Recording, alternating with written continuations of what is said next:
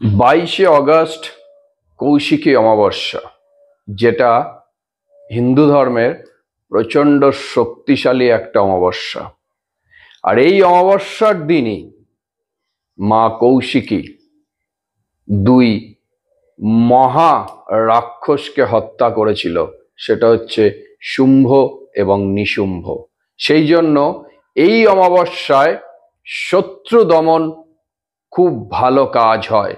আর বর্তমান যুগে মানুষের শত্রুর অভাব নেই, সে ঘরের শত্রু হতে পারে বা বাইরের শত্রু হতে পারে। কিন্তু আজকে আমি যে বিষয়টা নিয়ে যে আলোচনা করব সেটা কিন্তু শত্রুকে উচ্চাটন করে দেওয়া। এটা শত্রু দমনের থেকেও একটা শক্তিশালী প্রয়োগ এবং বহু মানুষকে দিয়ে উপকৃত হয়েছে।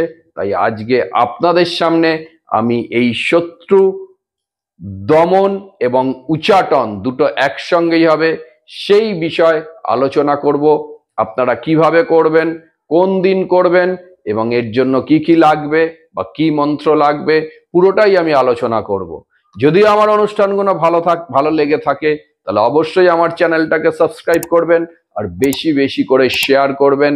এবং আপনাদের কিছু জানার থাকলে অবশ্যই আপনারা আমাকে হোয়াটসঅ্যাপ করবেন, যে নাম্বার দেওয়া থাকবে আমি আপনাদের উত্তর দেওয়ার চেষ্টা করব যত তাড়াতাড়ি সম্ভব। জয় মা তারা, জয় গুরু বাম। তাহলে যেটা বলছিলাম, কৌশিকী অমাবস্যা। কৌশিকী অমাবস্যা হিন্দু ধর্মের একটা খুব শক্তিশালী অমাবস্যা এবং এই দিন বামদেব সিদ্ধি লাভ করেছিল।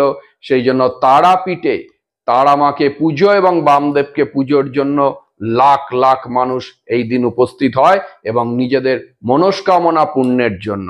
তবে আজকে আমি শত্রুকে উচ্চাটন এবং দমনের জন্য একটা ক্রিয়া নিয়ে আলোচনা করব।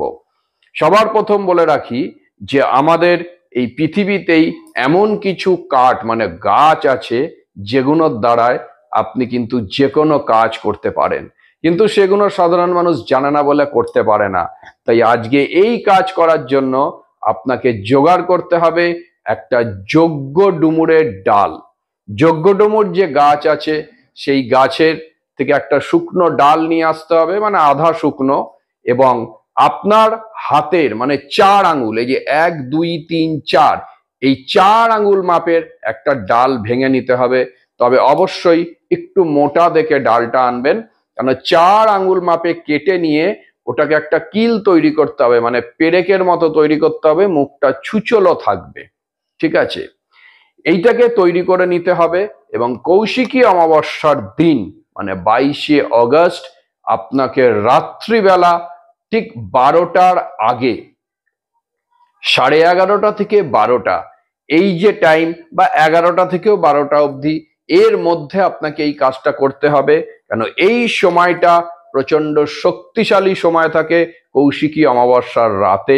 আপনি আকাশের দিকে তাকাবেন, দেখবেন অমাবস্যার রাতেও কিন্তু আকাশে আলো দেখতে পারবেন, কারণ এটা একটা অদ্ভুত মহিমা মায়ের।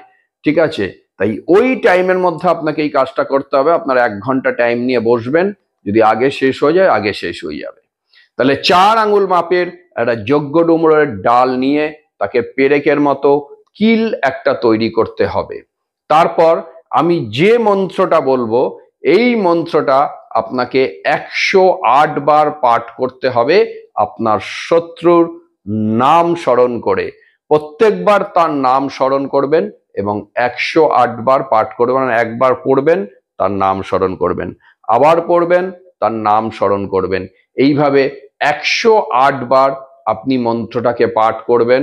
কিন্তু মন্ত্র পাঠ করার আগে এই অমাবস্যার রাতে আপনি তারা মাকে ভালোভাবে স্মরণ করবেন, নিজের মনস্কামনা জানাবেন এবং কাজটা করবেন দক্ষিণ দিকে মুখ করে বসে। দক্ষিণ দিকে মুখ করে বসবেন, একটা কম্বলের আসন নিয়ে নেবেন, ঘর যাতে অন্ধকার থাকে, একটা প্রদীপ জ্বালিয়ে নেবেন এবং প্রদীপটা যদি তিলের তেলের হয় খুব ভালো হয়। আর সামনে শত্রুর একটা ছবি রাখবেন, পেরেকটা রাখবেন, আর এই মন্ত্র আপনারা পাঠ করতে থাকবেন। কারণ এই মন্ত্র আপনি পাঠ করার পর আপনার শত্রু কিন্তু চিরতরের মতো উচ্চাটন হয়ে যাবে। সে আপনার কেন আর কারুর সঙ্গে ক্ষতি করার বা পেছনে লাগার, অশান্তি তৈরি করে দেওয়ার কোনো সুযোগই পাবে না। তাই মন থেকে মাকে ডেকে কিন্তু আপনারা এই ক্রিয়াটা করবেন। যদি আমার অনুষ্ঠানগুলো ভালো লাগে তাহলে অবশ্যই আমার চ্যানেলটাকে সাবস্ক্রাইব করবেন এবং বেশি বেশি বেশি করে শেয়ার করবেন। যত মানুষের কাছে পৌঁছাবে তত তারা উপকৃত হবে এইসব অনুষ্ঠান দেখে এবং নিজের জন্য করে, এবং এতে আপনার কোনো রকম খরচা নেই। যজ্ঞ ডুমুরের একটা ডাল শুধু আপনাকে জোগাড় করতে হবে। তাহলে এবার মন দিয়ে আপনারা মন্ত্রটাকে শুনুন, ঠিক আছে? জয় মা তারা। ওম নমঃ ভগবতে রুদ্রায় দংষ্টং করলায় অমুকং সপুত্র বান্ধব্যয় সহ হন হন দহ দহ পচ পচ শীঘ্রং উচাটয় উচাটয় হুং ফট স্বাহা ঠং ঠ। এই মন্ত্র আপনাকে কিন্তু 108 বার পাঠ করতে হবে, এবং পাঠ হয়ে যাওয়ার পর ওই যে ছবিটা ছিল, ওই ছবিটার ওপর যে যজ্ঞ ডুমুরের ডালটা আপনি তৈরি করেছিলেন পেরেকের মতো, ওইটা দিয়ে 108 বার তার নাম মনে করে ছবির ওপর আপনি এরকম ভাবে ঠুকতে থাকবেন। মাটিতে ছবিটা রেখে পেরেকটা ওপর দিয়ে ঠুকতে থাকবেন যজ্ঞ ডুমুরের পেরেকটা। তারপর এইটাকেই নিয়ে গিয়ে ওনার বাড়ির যে কোনো অংশে, মানে ওনার বাড়ির যেটা বাউন্ডারি, যে কোনো অংশে আপনি ওটাকে পুঁতে দিন। ব্যাস, আর আপনার কোনো কাজ নেই। তারপর আপনি মুখ হাত পা ধুয়ে স্নান করে নিজের কাজে চলে যান, শুয়ে পড়ুন, যা করুন। অনেকে বলতে পারে যে ওই রাত্রিবেলা যদি আমি না পুঁততে পারি, তাহলে হ্যাঁ অবশ্যই, কিন্তু পরের দিন পুঁতে দেবেন, এটা আপনার ঘরে রাখবেন না।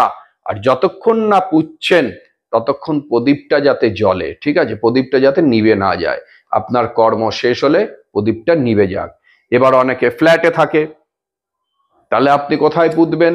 কিন্তু সেখানে আপনাকে উপস্থিত হতে হবে এবং তার ঘরের একটা এমন কোনো জায়গায় ওই পেরেকটাকে ফেলে দিতে হবে যাতে সে দেখতে না পায়। কিছুদিন ওখানে থাকলেই তার সমস্ত কাজ হয়ে যাবে।